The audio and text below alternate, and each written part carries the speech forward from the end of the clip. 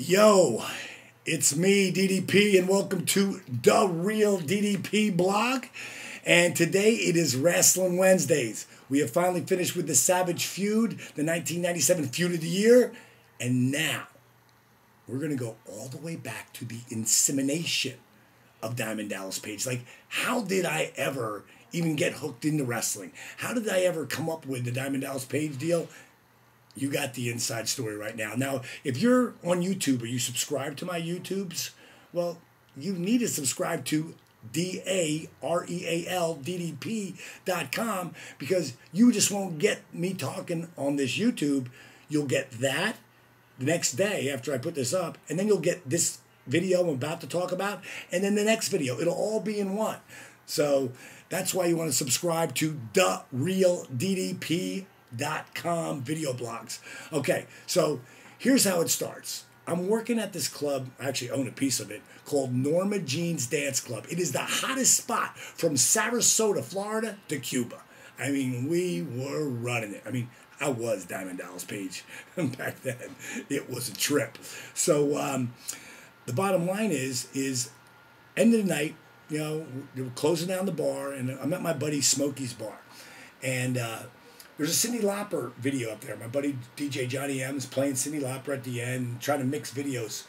And I see Albano, Captain Lou Albano, Cyndi Lauper, Piper was in that video, Nikita Volkov was in that video. And I'm watching that. I'm going, damn. I go, rock and wrestling, man. I should have been a part of that. And Smokey goes, what? And I just walked away. I went in the back office. And you know, we're counting money and we're drinking and partying. You know, it's the end of the night. So Smokey comes in, he goes, Page J. Now, why? What do you mean you in wrestling? You see, everybody called me Page J because my dad was Page 1, and as a little kid, I didn't really like being called Page 2. So what my dad did, he knew I was a big Dallas Cowboys fan, he would say, hey, Dallas, your Cowboys are playing. So it sort of became a little nickname that we had, instead of him calling me Page 2. Little thing there, I guess, not wanting to be number 2. But as life grew up, me and my dad only knew about the name Dallas. So when I tried professional wrestling as an actual wrestler, actually before this, so I don't have, maybe I'll try and find a picture. I don't think I have any. I do have a video. I do have a card, though, from 1978 when I actually tried to become a professional wrestler, and it didn't work out for me. I had like 3 matches. I was horrific, horrible. I'll actually put that card up there. I think I have it back over here. Let me see. Where is it? I don't want to waste this valuable video time right now. I don't know. I'll find it. It's somewhere back there. And so I'll put that card up. So I tried it in 1978. It didn't work out. So here we are. We're back in, in the bar, in the back room area. You'll see it in a minute in the video. And Smokey goes, Page J, he goes, what do you mean rock and wrestling? I said, well, I tried it when I was a kid. He goes, you tried wrestling? What was your name? Now, at the time, growing up as a kid, I was a huge Handsome Jimmy Valiant fan. So as a tribute to Handsome, I called myself Handsome Dallas Page. And Smokey's like, whoa, you can forget about that gimmick. And everybody started laughing. So we're sitting around and counting money and drinking. And, we all had guns back then. It wasn't like we were gangsters. We carried them and we shot them in the back wall. We had this big hole in the wall. It was a cement wall. And we shot guns. We had a little target practice and stuff. It was crazy. But, we were kids. We were in our 20s. And Smokey was busting my chops, and I said, what about Diamond Dallas Page? What if it was DDP? I could see Peter fans chanting. They chant DDT. Why wouldn't they chant DDP? And, now drink. Woo, yeah, great idea. Shot. We're drinking Goldschlager back then. For any of you guys from the 80s, you know what I'm talking about, with the gold and the peppermint schnapps. Brutal. So then it goes from that to... it actually goes to, me going, let's see, Diamond Dallas Page, DDP. Well, Jimmy Hart's got the Hart Foundation. Why don't I have the Diamond Exchange? Whoa, more drinks, shots, bang, bang. So now, I'm thinking, a lot of guys, they have a valet here and there. I didn't think any of them were any that hot. I mean, Elizabeth was good looking, but girl next door good looking. They weren't like stripper vampy nightclub hot. And that was my world. So I thought, what if I had a whole crew of different girls and I called them the Diamond Dolls? And Smokey was like, oh, that'll be a stretch. Everybody started laughing and shot, drink, bang, bang. And I just started writing all this down. Remember in some of my other videos I've talked to you about ink it, don't just think it. I mean, you write stuff down, especially if you've been drinking. And back then, I drank a lot. It was major. I was Diamond Dallas Page. So, I mean, I wrote all this down. I go, Diamond Dallas Page, the Diamond Exchange. I go, I got the Diamond Dolls. I go, man, that's B-A-double-D bad.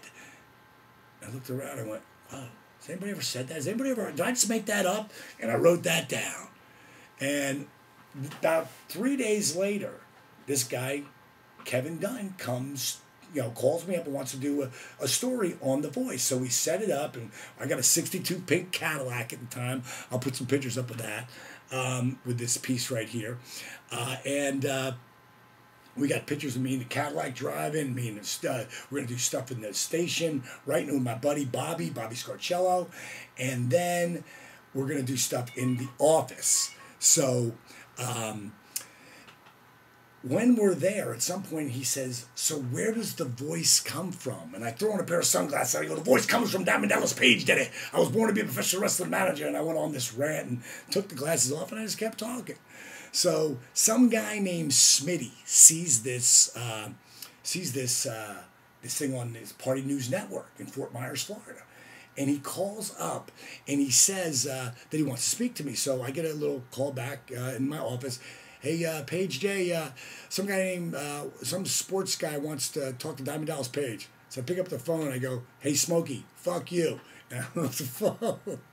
And as it turns out, he calls back. He says, tell him it's not Smokey, it's Smitty, and I'm Smitty Sports Talk, and I would love to have him on the show. I pick up the phone and I go, dude, I don't really do this. I go, I was just ranting. I tried wrestling when I was a kid, but I'm not a manager. He goes, hey, but nobody knows that. It's radio. And I was like, oh, yeah, I guess you're right. He goes, I'm going to have Captain Lou Albano on the show. I'm like, Captain Lou? Oh, man. I'm a huge mark for Captain Lou growing up. So I'm like, I get to talk to Captain Lou? This is killer. So I go and do the show. It's great. We have a great time. I don't know if it was great, but Smitty said it was great. And then I come back again and do it with Sgt Slaughter. And I just saw Sarge about 6 months ago at Florida Championship Wrestling. I was going to visit my mentor, Dusty Rhodes, and my good friend, Steve Kern. And actually, Sarge remembered that. He saw me in the background. He goes, what are you doing here, kid? So I just came down here to hear you, champ. And he said, you guys, and he mentioned it. He said, I did an interview with DDP 20 years ago. He was a wannabe manager. The same wannabe manager went on to be a 3-time world champion. And he gave me the I salute you thing from Sgt Slaughter. Pretty damn sweet. Because as a man who's over 6, Sarge's 6'4", and in his prime, he was a good 280, 300 pounds. And he could work better than probably any guy alive around that size. He was amazing. And to get that props from Sarge was huge. So the bottom line is that I did that show. And then after that, Smitty says to me, I got this friend of mine at the AWA. His name's Rob Russin. He goes, you should send him a videotape. So that next week, I got to it. And I'm just going to give you the cliff notes here. I made up the videos.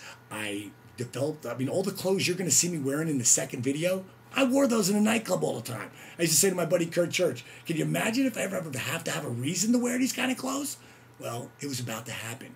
It was all about to come to fruition because I sent that videotape to the AWA and they called me 2 weeks later and they said, DDP, we want to have you come in and, want to hear, we want to bring you guys in for a tryout. I go, we got one problem. They're like, what's the problem? I go, none of those guys can wrestle.